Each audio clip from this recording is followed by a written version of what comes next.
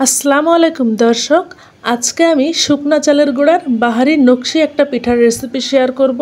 এই নকশি পিঠাটি একেবারে সহজে বানানো যায়। এই পিঠাটি অনেক বেশি মুচমুচে এবং বিয়ের ডালা সাজাতে এটা ব্যবহার হয়। শুরুতেই আমি একটি কড়াইয়ে নিয়ে নিচ্ছি 1.5 কাপ পরিমাণ নর্মাল পানি আর লবণ দিয়ে দিচ্ছি 1/3 চা চামচ মতো। এখন এই পানিটা ফুটে উঠলে এর ভিতরে দিয়ে দেবো শুকনা চালের গুঁড়া 1 কাপ। আমি 1 কাপ চালের গুঁড়ার জন্য 1.5 কাপ পানি নিচ্ছি। আপনাদের কাছে মেজারমেন্ট কাপ না থাকলে যে কোনো বাটিতে করে নিতে পারেন চালের গুঁড়া এবং সেই বাটির দেড় বাটি পরিমাণ দিবেন পানি। আমি আজকে 1 কাপ চালের গুঁড়ার পিঠা তৈরি করে দেখাবো।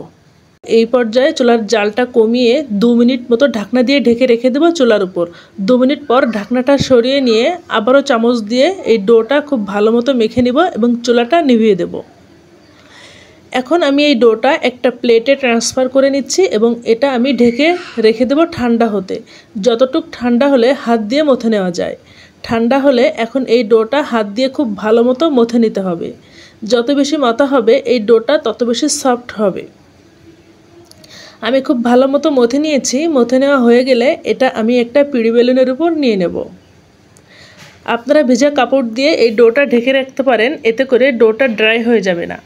আমি অর্ধেক পরিমাণ ডো দিয়ে একটা বড় রুটি বেলে নিয়েছি এবং এই রকম পুরো মোটা করে রুটিটা বেলে নিতে হবে। এখন একটা কুকি কাটারের সাহায্যে ছোট ছোট রুটি এভাবে কেটে নিচ্ছি। আপনাদের কাছে কুকি কাটার না থাকলে যে কোনো বোতল অথবা কৌটার মুখ দিয়ে অথবা স্টিলের গ্লাস দিয়েও কেটে নিতে পারেন। আমি এরকম ছোট ছোট করে নকশি পিঠার ডিজাইন করব, এজন্য এরকম রুটি কেটে নিলাম। এই যে বাড়তি অংশ এটা আমি পরবর্তীতে আবারও বেলে এরকম রুটি কেটে নেব। এখন আমি একটা এইরকম ছোট রুটি নিয়ে ডিজাইন করব। বোতলের একটা ক্যাপ নিয়ে নেব, সেটা দিয়ে একটু দাগ কেটে নিলাম।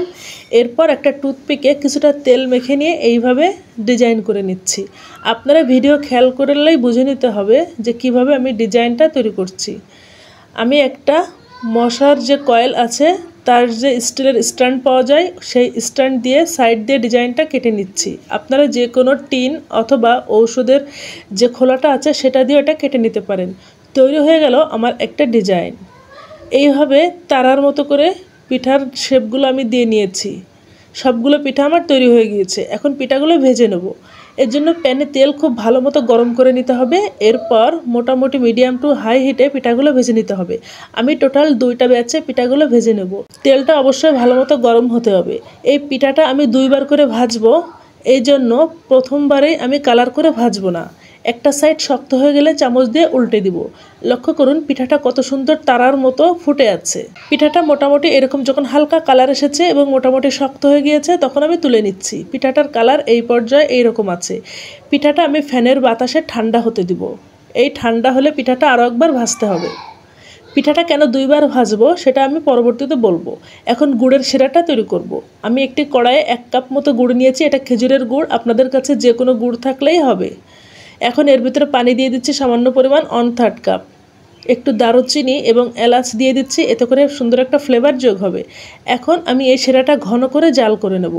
মোটামুটি আঠালো অথবা একতার এইরকম আঠালো আঠালো হয়ে গেলে চুলাটা বন্ধ করে দিয়ে শিরাটা আমি এক সাইডে রেখে দেব। চুলায় আবারও সেই তেলের কড়াইটা বসিয়ে দিয়েছি এবং তেলটা আবারও গরম করে নিয়ে পিঠাগুলো দ্বিতীয় ভাজা করে নেব।